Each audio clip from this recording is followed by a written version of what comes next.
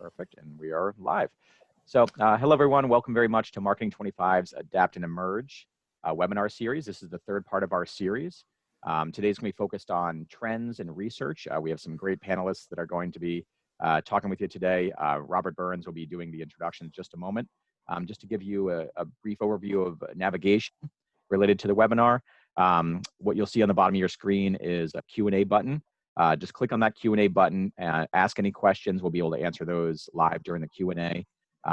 So feel free to use that functionality now. You can also do it in the chat as well. So there's a chat feature as well there on the bottom. And that's perfect. And then besides that, pretty much, we'll be taking it from here. And I'll pass it now to Robert Burns, our Director of Sales, who'll be giving us an overview of what's to come. Thank you, Luke. Welcome everybody to Adapt and Emerge webinar series number 3.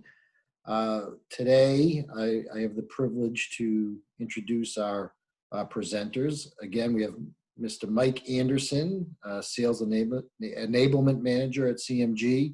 Kristen Bright is our Insights Manager at Cox Media Group Research. And Mike Wazowski, Digital Sales Specialist at Marketing 25, Boston 25, and Yuhei Kasatani, Digital Sales Specialist. Today's focus is on current update on trends, consumer behaviors, and actionable research. So Mike will give you an update on what he sees out there, not only locally, but nationally. Kristen will talk about the impact on the consumer behavior, not only in Boston, but across the country. And then Mike will focus in on Google search and email, and then Yuhei will focus in on social. Again, jam-packed with great content and wonderful resources here. So enjoy the presentation and we'll talk after. Thank you. Excellent, thank you very much, Bubba. I'm gonna hit share screen here and I'll spotlight Mike's video. And share screen. Sorry, 1 second here, folks. There we are. And presentation mode. Perfect. And Mike, you are spotlighted and ready to go. Okay, we can go ahead and move forward. We've seen the title slide. We're going to talk about trends in a COVID world and what to watch post-crisis. It's not going to be a post-COVID world for a while. It's going to be hanging around for a while. So I'm just focusing on after we're past the apex and what kind of things should we anticipate? What have we observed in the way people are behaving right now? And go ahead, Luke, jump in. We'll get started. So I want to start by focusing on just the idea of formative events. That's what the images are about on the screen here. There's things that happen to people through life, generationally speaking, that tend to shape the things around you, tend to shape the way you behave, the way you grow, who you become, all that stuff. Sometimes it can be a process like the wind coming off the coast on that top tree. Other times it can be an event or an incident, like the boat builders that are bending trees on purpose in the bottom image. But those things change the way that tree is going to grow. And the same things happen to us, whether it's large-scale wars, the Great Depression or recession, 9/11, the Challenger incident, the assassination of JFK, civil rights movement, technology, things like the industrial age, medical advancements, the internet, smart homes, smartphones. All these things come along and they kind of alter the way we move along from there. Go ahead and move forward if you don't mind, Luke. So that's happening now. We need to consider the coronavirus experience as a formative event. Here's what we don't know about this. We don't know if the pandemic will become endemic, meaning will it hang around for a while or is it just going to be over? We're all hoping for the best. Remdesivir has proven to be so far an optimistic therapy to cut down the illness time. Maduro is hopefully got a good vaccine that shows promise. They're talking about this week, but we don't know yet. So that's just a reality we have to deal with for now. Doesn't help us this week or next month. So we'll hope to hear positive news as soon as we can. The other thing we don't know is post-crisis, will people go back to their old ways or will they adopt some of the behaviors and hang on to them that they've learned through this experience? So let's jump in and take a look. Luke, I want to start with this first thing, what we do know. New behaviors have been sparked or accelerated by what we've been through. some existing perception has been redefined through this experience, and some past behaviors may have been disrupted. So we're going to take a look at a few of those right now. Luke, along with that, the other thing we do know, and I'm going to just touch on this before we dive into the actual trends, we know this experience has been somewhat polarizing. I'm coming to you from Jacksonville, Florida, and it's a different world down here than it is up in Boston, Massachusetts, I can assure you. I get a chance to work with markets, CMG markets, all over the country, so you get a good bird's eye view of the distinctions from one place to the next. But what we need to do by polarity, you know that everything is highly politicized right now, and unfortunately, coronavirus, COVID-19 has been polarized as well. So you have to realize you probably have some kind of a personal bias, and that needs to figure into your decision making. Are you a little bit more conservative about how fast we ought to open up? Are you a little bit more aggressive?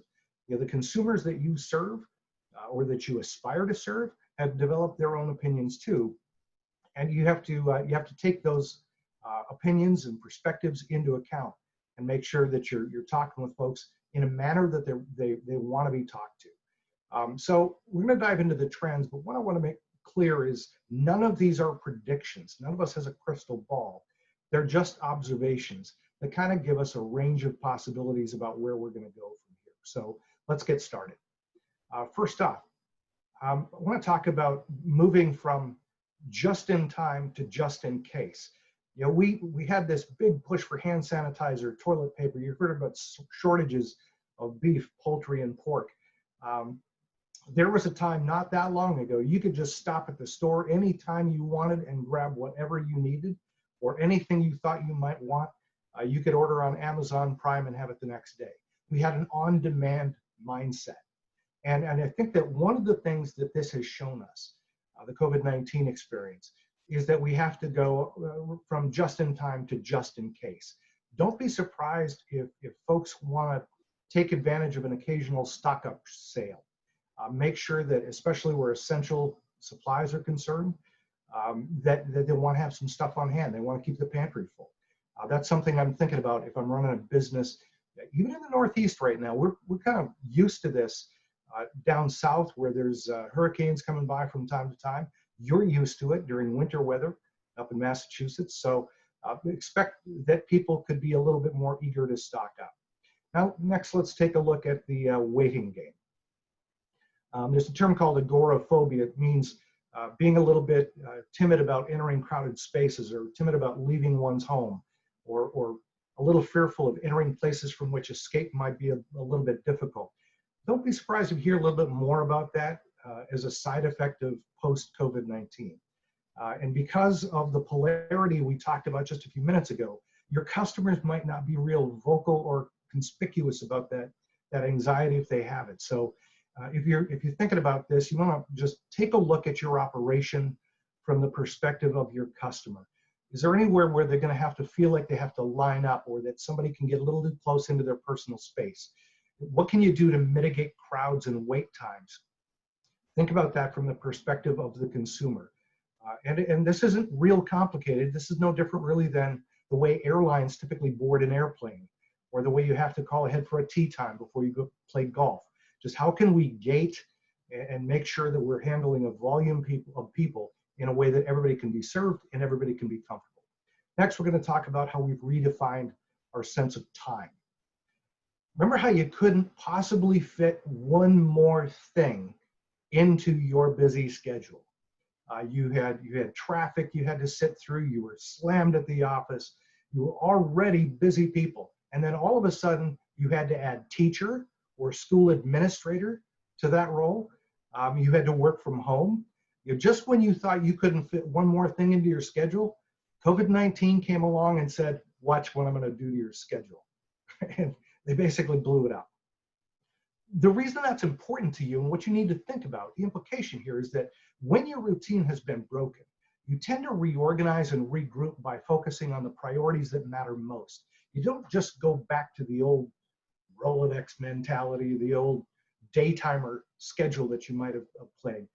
You're going to mess with your outlook a little bit, reschedule things based on what's important, and you're going to benefit from having learned what's not important. So at this point, if I'm in business, I'm really thinking about, have I communicated clearly what my value proposition really is so that I remain a priority to the customers that I serve? Couldn't be more important than at a time like right now. Next, we're going to jump to sense of space. Again, Google coined the term home as HQ. And I think it's an important principle that we have to think about. Home is not just where you go when you're not working now.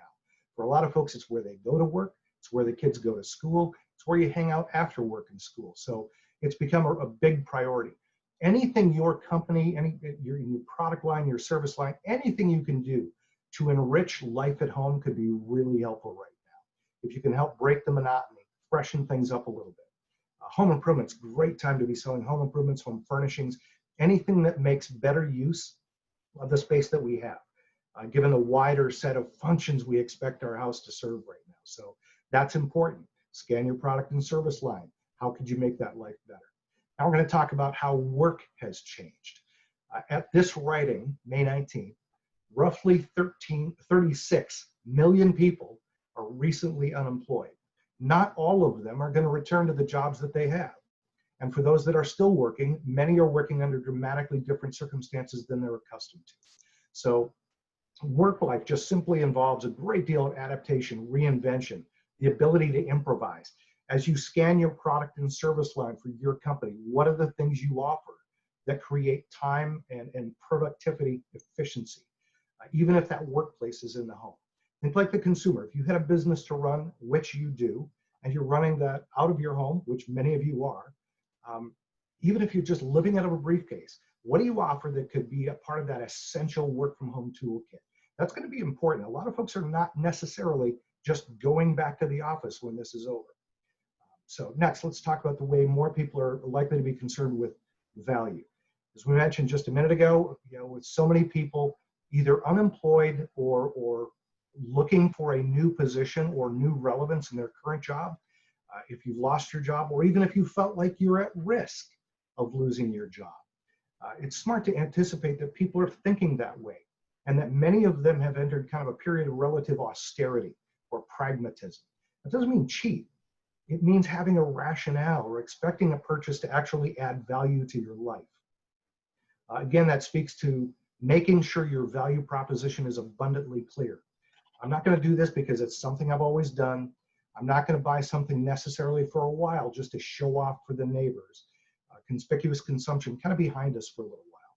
So at least to some degree, don't be surprised if store brands or generics kind of gain favor more, unless the branded product actually authentically has a better value proposition and they've told that story really well. So that's important to almost any business. Now let's talk about how we approach time off. The vacation has been kind of redefined. Short term, don't be surprised if people gravitate to really getting away from it all. Again, with the idea of just avoiding crowded spaces if we can do it. The goal of going on vacation for most folks is to have a little fun, escape from the stresses of the day. And right now, crowds kind of equal stress. So for a time anyway, state parks, national parks, other wide open spaces, going to be very attractive. So you're blessed to have those places up in New England. That doesn't mean they won't go to a hotel, a resort, a theme park, a casino, whatever. But it does mean if you're involved with an organization like that, you're going to have to communicate very effectively how it's safe and why we deserve to be the place you come back to when you're ready to get back out there again. You have to tell potential guests that you've taken all the right precautions for it. Next, one byproduct of all this has been embracing new ways of doing business at arm's length. Think of it as tele-everything. Video calls are not just for telehealth anymore. Think about this. We've been doing groceries and restaurant orders online for curbside pickup or delivery. Online learning has kicked into gear.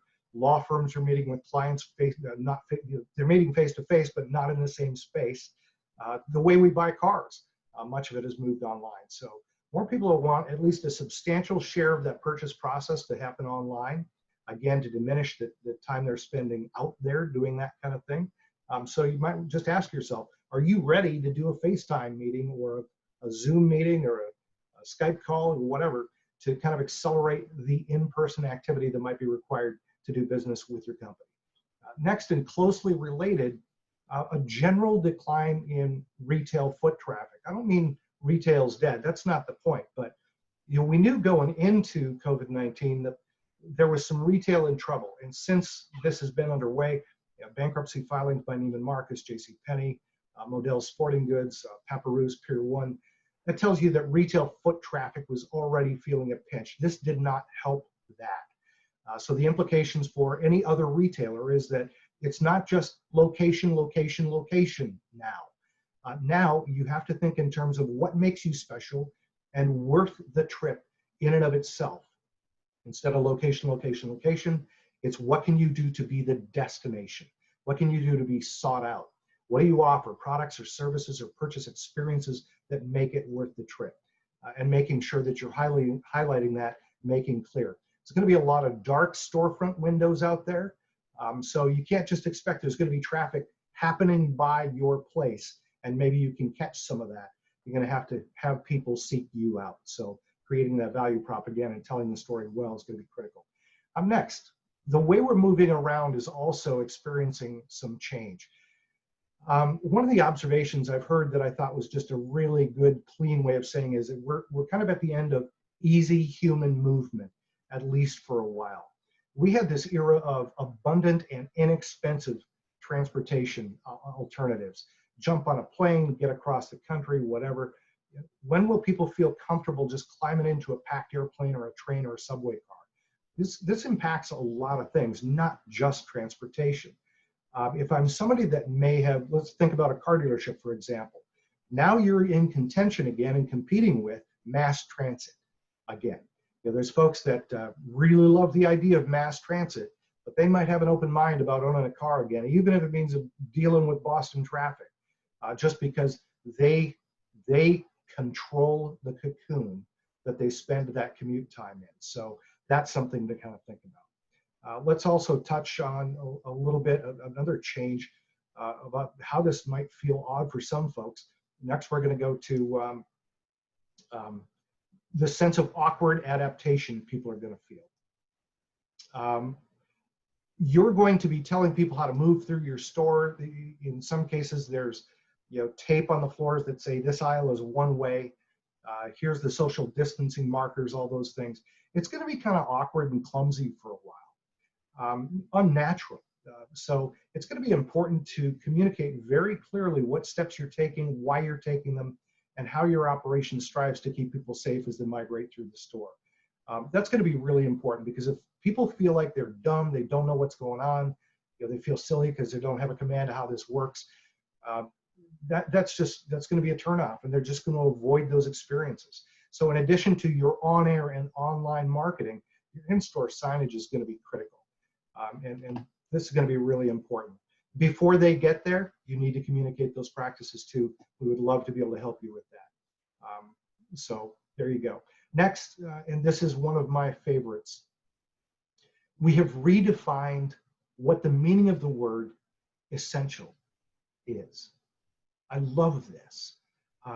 We know that doctors and nurses are essential, but the janitor that cleans up after the doctors and nurses are now essential. Delivery people, grocery store cashiers and stock staff, police, fire, paramedics, of course, other first responders, but people working in food processing plants, essential. If you haven't already as a business, show these people a little love, show your customers you're thankful for everything that they've done. It's a very good PR opportunity right now. You don't need to sound like everybody else on TV, that's not the point, but just acknowledging and making sure that you're paying attention to and that you appreciate what these folks have gone to, because a lot of them, kind of put themselves in harm's way to make sure the rest of us are taken care of. The final trend I'm going to toss out today has to do with our values and simply the way that we have reestablished kind of what we think of as priority. I think this is important. For anyone who is disciplined about safer at home or sheltering in place, you were likely kept from close contact, even with some family and friends. We miss that. Some of us have experienced the anxiety of having a family member at risk because they work in a healthcare or other essential role, or You have a loved one that's in a long-term care facility. The one thing that a lot of us have in common through this period is a reset of priorities. Most of us spend a lot of time focused on careers and our craft, but some experiences remind you it's not just what you do for a living that matters, but who and what you're living for. And that's going to bring some interesting perspective out of people, I think. Anything you can do as a company, as a service, as a product line, to help people reconnect with family in a meaningful way, creative ways, probably going to be a really good idea. And by the way, it can also be personally gratifying for you as a part of the profession, the work that you do. So I hope you do that. There's about 12 trends that we've been keeping our eye on. There's a lot more. We have to draw the line somewhere. But I think there's some of the most relevant things that are occurrences. It's smart to just take a minute, stop, take a breath, think of what you've seen, and try and harness it. Because the whole goal of marketing is connecting your company with consumers. And if we can pay attention to what's going on in the consumer's heart and mind, we're in a better position to do that. So there you go. Luke, I'll turn it back over to you. Thank you very much, Mike. And I'm going to have Kristen Bright take over from here. And she'll be discussing what Cox Custom Research has been finding around the country, and especially in our market as well. And there we are, and you're spotlighted and ready to go, Kristen. Thank you. Okay, thank you. Hello, I want to thank everyone who's joined us today. Now, first, I'm actually very excited to get to talk to you today about a study we're actually currently conducting on how the recent pandemic has affected consumers' behaviors and perceptions. Now, we're actually conducting this across all of our markets, but I've actually pulled together just some preliminary data just for the Boston area. We actually plan to publish the full report in June that your CMG representative can certainly share with you. Now, I actually want to touch on a point that Mike mentioned about this not being a crystal ball, and he's correct in that. But in order to have a crystal ball, you need to know where you want to go. Well, before you know where you want to go, you have to know where you start. And actually, this study will give you some great insight into that. Now, obviously, I don't have enough time to go over all the data, but I did pull together a quick snapshot on some interesting trends that we're seeing. So you can continue, please. One of the first questions we asked everyone is, how has your job been impacted by the coronavirus? Now, what we found in Boston is that 58% responded, yes, my job has been affected by the virus. Now, when we say your job has been affected, well, what has been affected? So then we asked specifically about job hours, and we found that of this 58%, 76% said that their job hours have been affected. Of that 76%, half said that they either have lost their job or that they have been furloughed. We saw another quarter say that they had a reduction in job hours. So when you ask yourself, who are these people that are hurting the most? So let's take a closer examination on that. We see that previously working baby boomers are the most likely to have lost their jobs. Millennials actually rank second in job loss. Females are more likely than males to have lost their job at the start of the pandemic, while millennials are the most likely to be currently uninsured or on Medicaid due to the health crisis. So when you look at this profile, you have to ask yourself, do you see your customers? What % of your customers fall within this profile? Is what you have to offer, or can you alter what you have to offer in order to appeal to those in this group? Now, what about the flip side? Where is there another opportunity? Well, how about those that have been negatively impacted the least? Go ahead. We see that those are our Gen Xers. Again, what % of your current customer is a Gen Xer? And can you attract more of them? Are you currently present to them and satisfying their needs? Now, another area that we focused on was a line of questioning that gave us a glimpse into how consumers view the coronavirus's impact on our country and the nation as a whole, and also on their own personal outlook. And what we found out is that half of Bostonians presently think that the virus will significantly impact the country for the next year or two, or at least until there's a vaccine. So that definitely gives us a sense that local residents see this as having an extended impact. Just to give you a better sense of the question, two of the other options were that it would significantly impact us for the next few months, or basically until the fall. I guess if you're in the NFL, that's what you're believing, or that the coronavirus will definitely significantly impact us through the rest of the year. Now let's focus on those with a significant impact. Who are those people? And we see that this outlook increases with age and is definitely more prevalent among females. Next, we wanted to focus inward, and we wanted to get a sense of what consumers' personal outlook looked like. And what we found out is that Boston's is actually split. 40% are nervous and believe their world has been forever altered. How does what you sell operate in this new reality for these consumers? Can you tailor your message so that it resonates in this new reality? If we look at the flip side, that means that 60% are accepting. They believe in fate, or they're uncertain, and they don't necessarily fall in this doomsday mentality. That is where your more immediate opportunity lies. These are the people that were transitioned back to the market the quickest. Now let's see who they are. They tend to be younger, and they also tend to be male. Now, another objective of our study was to get insight on how people's current lives have changed as a result of the virus. What sorts of things are they doing more of, possibly less of, or even delaying? We wanted to get a clearer picture of what sorts of behavioral changes consumers were actually had to make, as one would expect when we hope that most people are actually wearing more masks or washing their hands. But look at some of these other things that people are doing, especially at home. We see that they're texting and calling friends, watching live TV, organizing their home, streaming live TVs or videos or music, and you can click, baking or cooking, exercising, and participating in virtual work meetings. Now take a moment to think.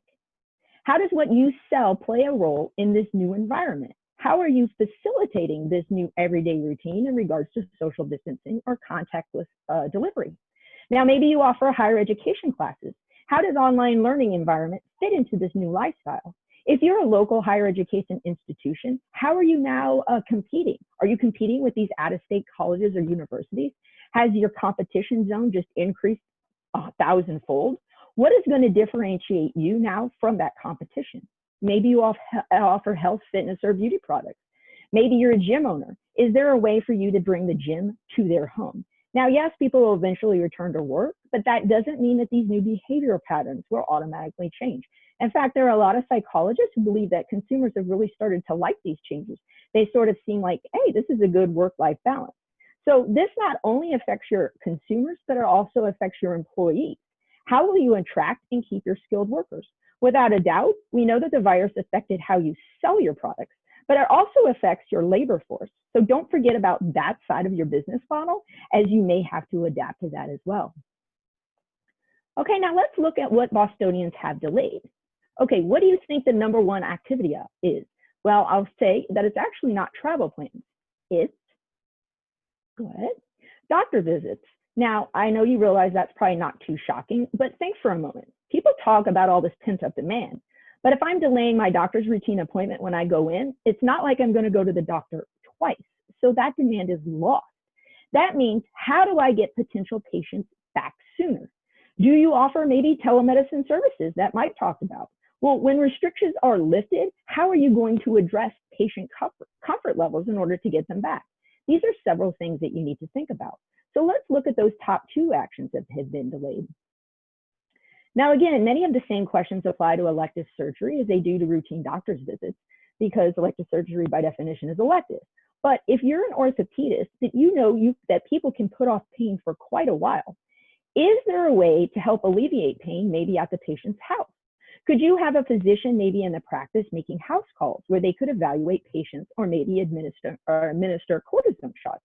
These are things you should ask yourself. If you're a dealership, purchasing a vehicle has been delayed. Is there a way that maybe you could offer test drives from potential buyers' homes? I do know that they're actually trying to do this in Seattle. Now, home improvement and projects was a huge area. We actually have several questions on home services, specifically such as which improvements have you delayed and basically which repairs.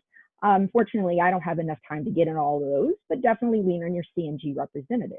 However, one big area that we focused on, we can pull it up, is how do we bridge that gap in home services? What sorts of things would increase consumers' comfort levels pertaining to home services? And what we found is that wearing masks, sanitizing the work area, maybe wearing protective clothing and whatnot, these are the things that resonated the most. So these are the top aspects that you should address in your creative. Addressing these areas will help you remove the obstacles that stand between you and your consumer's home. Now, we didn't just address comfort levels in home services, but we did across a number of types of industry types. So definitely lean on your CMG rep. But in order to address comfort levels, we have to know where Bostonians stand. Well, we found some interesting trends. Our first trend is, in general, males are much more comfortable with day-to-day life since the coronavirus. Now, we actually had a pretty elaborate list of things, but here's a few that stuck out. First, some examples of those are males are more likely than females to use telemedicine services, allow a home technician in their home or outside their home, speaking to a lawyer via Zoom, or going to an outpatient facility for a procedure. However, there was one key exception that was actually very interesting, and that exception is taking higher education classes online. Males are much more comfortable with technology-based activities, except for this one exception. So if you're a higher education institution, you need to know this, and how do you address this? Now, we looked at comfort levels. Next, and we saw that they actually varied widely across ages. Some activities weren't that surprising, but others were. Now, here are some of those differences. Now, the younger you are, the more likely you are to be comfortable using telemedicine services. Well, that's not that surprising since, millennials are definitely far more comfortable with technology. But look at the second one. The older you are, the more likely you are to allow a service technician inside or outside your home. Well, that's very surprising. These are the ones that are the most vulnerable. Our next one. The younger you are, the more likely, or I should say the more comfortable you are speaking to a lawyer via Zoom or Skype. Again, not that surprising, but look at this next one. Baby boomers are the most likely to feel comfortable going to an outpatient facility for a procedure. Well, that's actually pretty astonishing and great news for those people in those sorts of areas. Again, this is just the tip of the iceberg, and there are a lot of other fascinating trends. Now, one of our final areas of focus was advertising and the role it plays in the middle of this pandemic. So basically, should we be communicating to consumers? And if so, what's the right message? Well, to communicate is human. The vast majority of brands should continue communicating. Now, I should say, fortunately, we don't have a lot of recent pandemics to look at as examples. But I think if we look at the global financial crisis of 2008, we can learn some key lessons. And one of the things that we learned were that stronger brands recovered 9 times faster after the global financial crisis in 2008.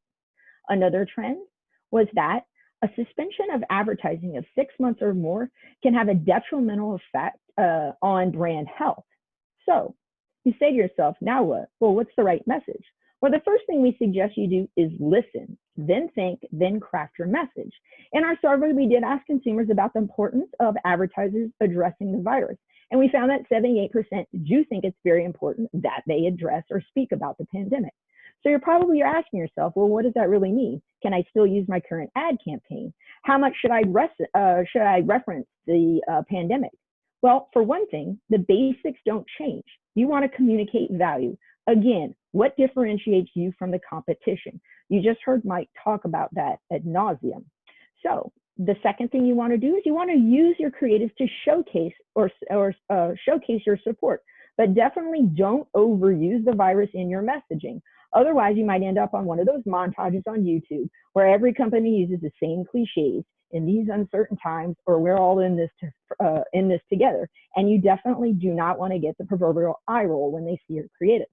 So with that in mind, we suggest next is keep it simple. You want to show that you care, but doing so in a way that explains how you're keeping your customers and your employees safe. So basically, there was a lot here to learn, and you definitely need to lean on your C&G representative. Again, we're publishing the results in early June, and if you would like to see the full results for Boston, definitely contact your C&G representative. I'll pass it over back to you, Lou.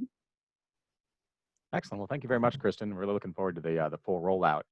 Next, I'd like to introduce Michael and Yuhei, who are both digital sales specialists for Boston 25 and Cox Media Group, regional experts in trends related to Google and social that they're going to be jumping right into. So I'm going to unmute you both here and have you take it away. Great. So hey guys, so we want to take a look at some Google search trends, and it gives us a lot of great information on what's being reflective and what people are searching for. So we can see in just April, about a month into quarantine, people were very interested in using Google to assemble that critical information, discovering their new connections, as Kristen alluded to before, working on ways to adjust changes in their routine. praising everyday heroes like we see across social media, of course, as well, and ways to take care of themselves and others and be safe. Go ahead, Luke.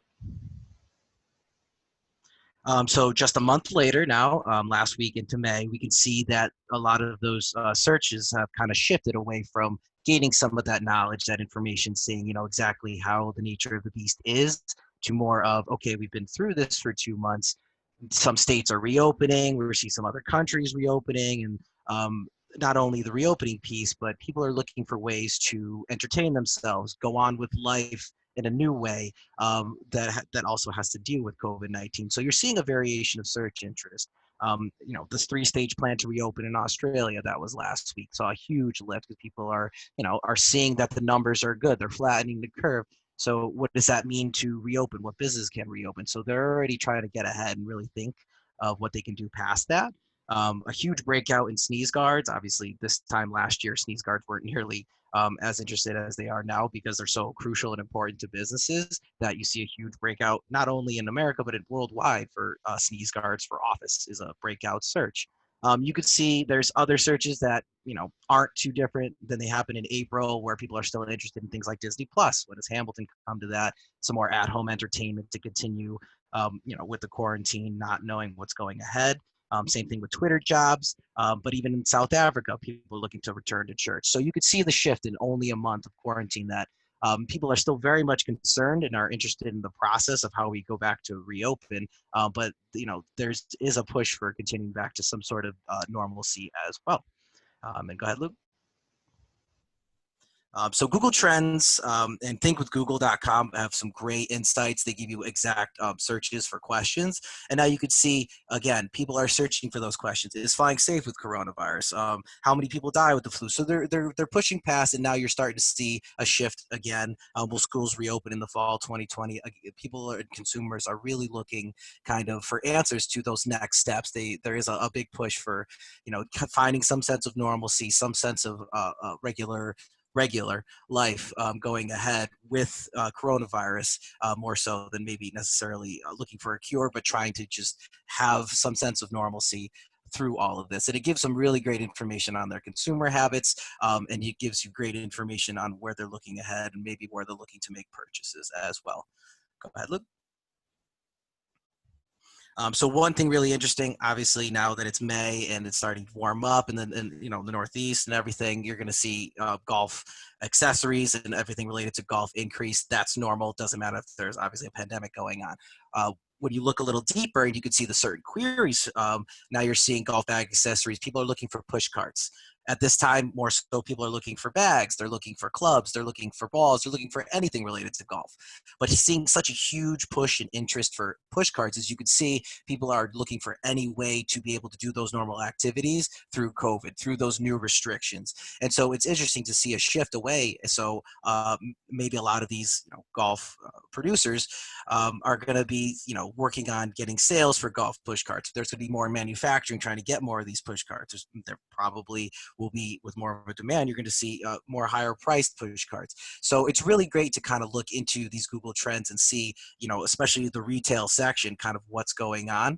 It really gives you a good indication of how people are interacting and what they're interested in while we're still going through this weird phase of COVID. Some things on here are very much normal because it's May, because it's seasonal. Swimming pool, sprinkler accessories, it's getting warm out, got to water your lawn. You want to jump in the pool now that it's hot enough, great. But then at 4, you see sneeze guards. A 200% lift over the past year. That's a huge lift in sneeze guards. People aren't normally looking for things like that.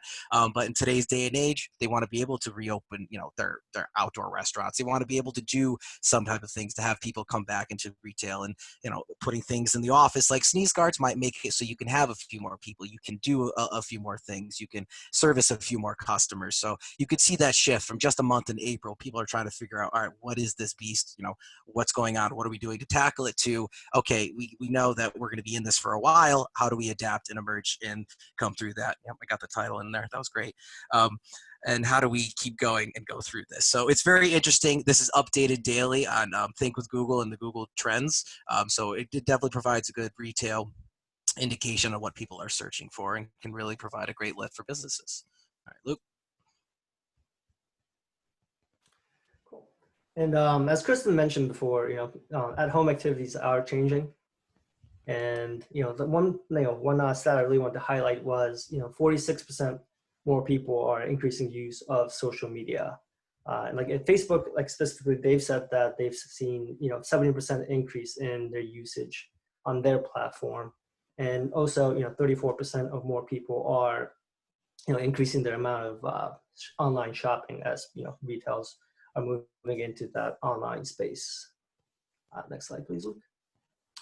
And just it's not just the it's younger generation, but it's all ages that are using social media more often now in this climate. So 27% increase in for Gen Z, 30% increase for millennials, 29% for Gen X, and 15% increase for baby boomers.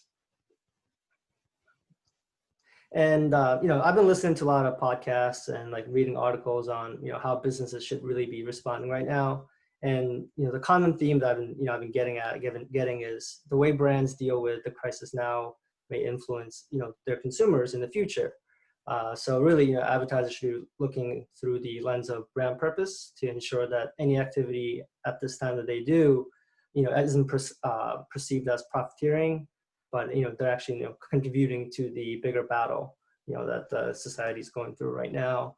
And research really supports that statement. I mean, Kristen had mentioned that before too, but consumers expect brands to be making a positive contribution to society, and that's really what brands should be highlighting or doing, and also highlighting at the same time. And one stat that really that I took notice was that research showed that 47% of consumers, only 47% of consumers are aware of brands helping in the crisis. So there's clearly that disconnect. There are a lot of brands are doing good, doing ethical stuff, helping out the society. But again, there's only half the consumers are aware of that. So when I see that, what makes me think, what pops out is that brands should really be reaching out to the consumers, whether it's through paid or unpaid mediums. So the next slide. So in this, this graph really shows that on Facebook and Instagram, total brand posts for COVID-19 related content have really increased since the beginning of March. So as you can see, it was less than 1,500 pretty much from early Feb, but then by mid-March, it had jumped up from less than 1,500 to 12,000. And this is stat from March, and I can only imagine what it's like now. And it's not only just, and then next slide, please, Luke. It's not only just on Facebook and Instagram, but it's also on LinkedIn as well that, brands have been, posting COVID-19 related content through posts, shares, and videos. So again, there's a lot of different ways that brands can be, communicating and interacting with the consumers. And then now, now that I've discussed about, the increased activity on social, I just kind of wanted to share about, what kind of posts brands are publishing. So brands, have started to take more focus on the long term and really kind of, shift into a more helpful and an educational role. So for example, here, Johns Hopkins University, early on in March, they hosted a kind of webinar kind of sharing with their stakeholders and consumer in general of what they know about COVID-19 at the moment. And really right now, brands should really be, using social listening, should be devoting more time to the online community and, actively responding to comments, looking at comments. This is a great way to get insights on what your consumers are, saying, want, and, that's a great way to shift your plan, your product, your service, your strategy into adapting into, what the consumers really want right now or looking for. And what I'm also seeing too is that, before that.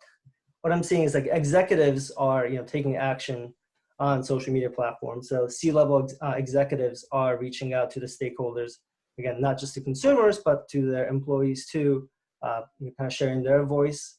And then again, it's really, so example here is a Delta Airlines CEO kind of reaching out on LinkedIn to their employees. I've also seen a post by a CMO of Walgreens reaching out to mothers talking about how to fight, how to fight in this case right now with their children at home and stuff. So again, it doesn't have to be just for employees, but again, to the consumers to really show that, sharing a meaningful message that they, you care is really powerful right now. And lastly, with the limited creative resources right now, a lot of brands are using user-generated content. And again, that helps in building that, community, the online community, and again, hearing what your consumers have to say about you and whatnot. And again, having that is a really powerful statement. All right, so we want to quickly talk about how this is affecting advertising. Go ahead, Luke. So one surprising thing I did see was email open rates and interactions took a dramatic increase. But this coincides with a study that we saw on Social Mind. And they were kind of showcasing the fact that a lot more users were actually going back to branded instead of cheaper, more generic versions of things. They were going back to the brands that they know and trust. And the biggest ones that they follow, of course, are the ones that send them those annoying emails that you get all the time. So seeing a 40% higher open rate than pre-COVID-19 was really substantial. And a lot of that coincides with, of course, things that people are looking for deeply when they're stuck at home. So sports and fitness topics have quadrupled to almost 21% of all ads since March 12th. And again, electronics are now appearing in almost 40% of social ads throughout the first 8 weeks of the pandemic. So it's just interesting to see a huge shift, but also a shift in how consumers are reacting to advertisements. Next slide. And social advertising. Go ahead, Yuhai, this is you. Yep. So across all, across the country and the world and all industries, costs for social advertising have been declining. So that is whether it's a cost per click model where you click based on you pay based on the number of clicks that your ad is generating, or whether it's based on cost per thousand cost model where you're paying based on every 1,000 impressions that your ad is getting. So here, this slide is talking about cost per click by region. So every region, there's been a decline since from Feb to March. In the next slide, you will see for the cost per click decline for all the industries. Again, the peak was in December during the holiday season, and you can see that it's going down in March. This is for cost per click. The next slide will show you for the cost per thousand. Again, it's going down for all regions, whether it's North America, Europe, Southeast Asia. And the next slide, again, CPM by industry. Again, all industries are seeing a decline in price. So what this tells me is that back to the point I made earlier. More people are on social media platforms, so there's ample amount of inventory. So there's definitely opportunity for brands to take advantage of to really increase their market share voice and to really kind of stick out ahead of competition if that is something that you can do. And just to kind of show, also wanted to kind of show how our advertisers that we work with here at CMG have seen improvement in ROI during this crisis. So one of the example here in the middle is a veterinarian clinic where they've done a pet food giveaway for their customers or people who have unfortunately have lost their jobs or have been furloughed. So they're doing a giveaway to help these pet owners, again, help reaching out to the community that way. Then which they saw a 20% decrease in cost per landing page view. We also worked with a hospital group, who are doing a drive-through testing, and then so that ad they were able to see a 64% decrease in cost per landing page view. And lastly, it was a carpet cleaning service where they were promoting how they are following all the guidelines and they're keeping not only their employees safe but their consumers safe as well, and they were able to see a decline in cost per lead. And of course, now that you look into the first 2 weeks of May, you can see already ad spend by region, most notably North America, has already gone back up to near normal levels of this time in 2019.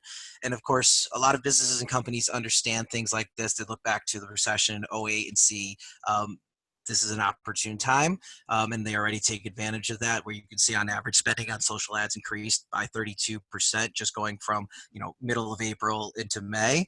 When you see those cost per clicks go down, there's a lot of opportunity. Businesses are going to pivot. They're going to look for any way that they can deliver their product, go from, instead of doing just in dining with restaurants, kind of takeout, pivoting and just doing anything they can to get back online and get those products and services out there.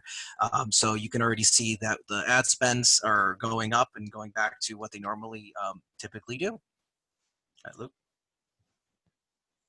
And then lastly, the CDC on May 4th released the reopen guidance to help businesses legally and effectively reopen. So we included a link there. It's very detailed and scientific reopening guidance it goes by industry, which is fantastic. So you can see kind of what the CDC recommends for cleaners, making sure that you're using the right approved items for that you're following all those guidelines and you do it correctly. And again, the state of Massachusetts just announced its reopening plan, and you can see that there's information there as well. So again, just giving you different guidelines and everything for businesses to reopen, how to do it safely, and how the CDC recommends that. Excellent. Well, thank you all very much. We're going to go right to Q&A now. Perfect. And we're back to speaker view. And I'm going to unmute our panel here and start with a few questions we've received. So we'll start with a question for Kristen. You mentioned that you had research across multiple markets around the CMG footprint around the country. What are you surprised with most from the findings? Well, actually, what I'm surprised with the most is basically just how resilient the baby boomers are in your area and just how different the markets are. I mean, obviously, if you look at some markets, I wouldn't necessarily think that like Tulsa, Oklahoma, or maybe Houston would be similar to you all.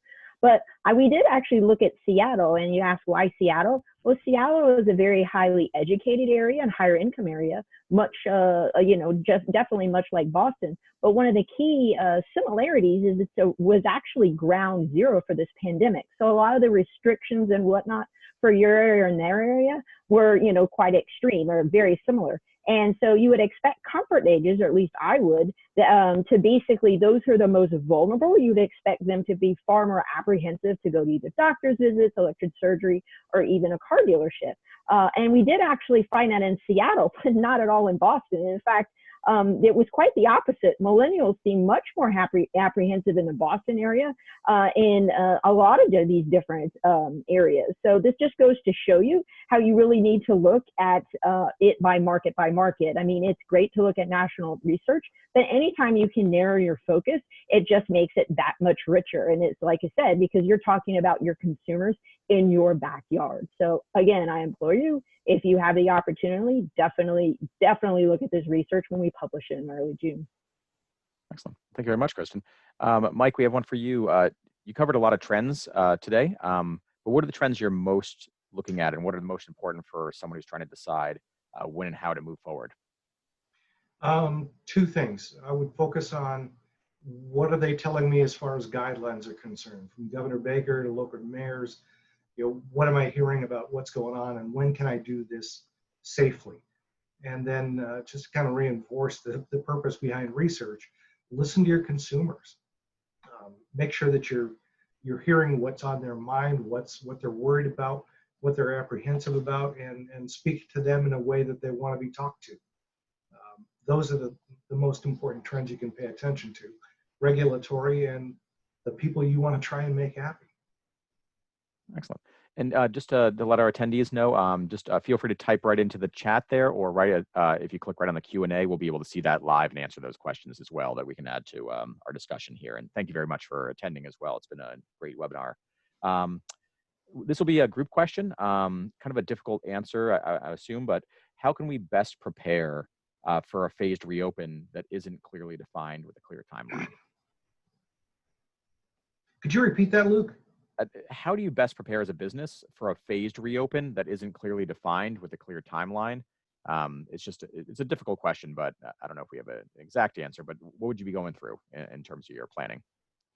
I'll give an answer to this. I'd love to hear what Bubba would have to say about it, but you think about after 9/11, we had phases of comfort level or phases of threat level, and we kind of moved back and forth depending on what was going on in the world.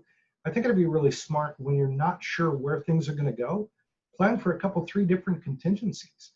And we know that Governor Baker is going to kind of open things up beginning next week a little bit more loosely than they are now, and that it's going to gradually get even more lax as we move into June if everything goes according to plan.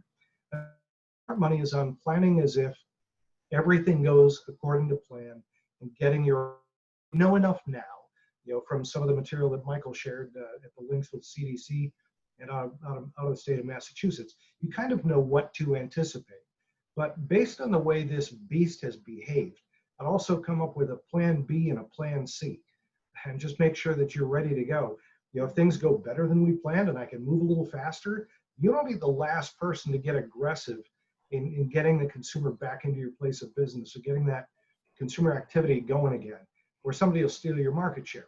That having been said, on the flip side of the coin, what if we have a second surge or something like that? I might as well plan for that because I know it's a very real possibility. You don't get to have just one plan.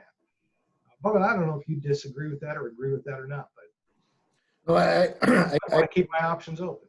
Yeah, I agree. I think that whether you're open right now or you're planning to open, what we've seen be successful over the last 8 weeks is kind of tapered or phased messaging as we go through this. And I'd prepare that messaging, because the increased communication that you have as a business to the consumer is critical. And everyone's kind of changed their routine. If you go into the grocery store, now they got rid of the tape and now they have mats down that show the arrows. And there's different comfort levels that people will have. But if you're communicating and messaging with all the tools you have, like UA and Guaz shared, with whether you look up those kind of trends on Google or you see what you're doing on social, however you can communicate to your customers best to let them know that when they prepare or want to come into your business, that they're going to be safe. Because the same we're preparing on our end to re-enter into our facility and our station, the most important thing is to make sure our employees are safe, and the same for business owners. We want to make sure our consumers come in. By the way, shameless plug, if I can throw this in here too.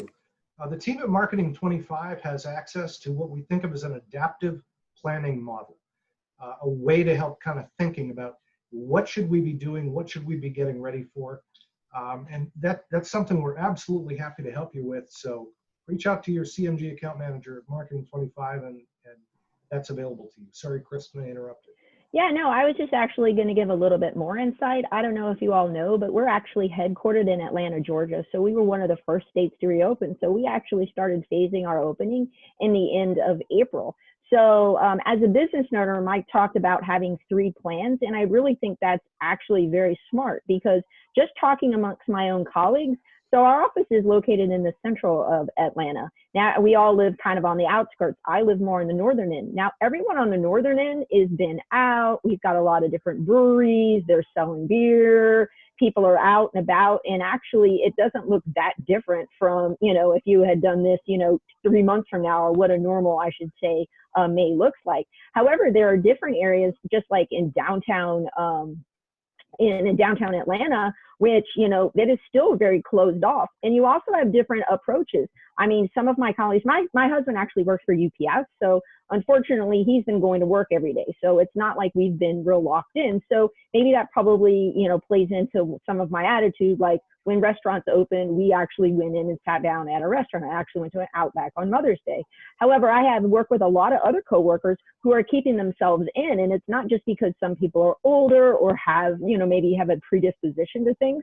So they definitely need to keep that in mind, that when you start phasing this in, kind of back to our accepting and those people who are nervous, I mean, those roles really play a huge deal. And even when things turn on, everybody's not going to come flooding back. And those are really things that you're going to have to deal with. Absolutely. And thank you very much. I think we have time for one last question. And this will be also a group question. Just in our experience of what we've seen across the country or even in our own markets, are there any examples you can think of some really thoughtful and timely messaging that stood out from clients and just other marketers out there?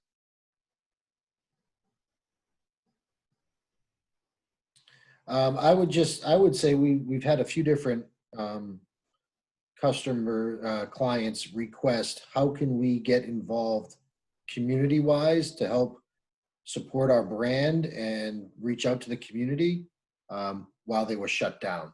Now, again, that'll transition into when they open up, but I think trying to resonate with the community out there is really beneficial to all local businesses. So I think that's one thing that people did initially.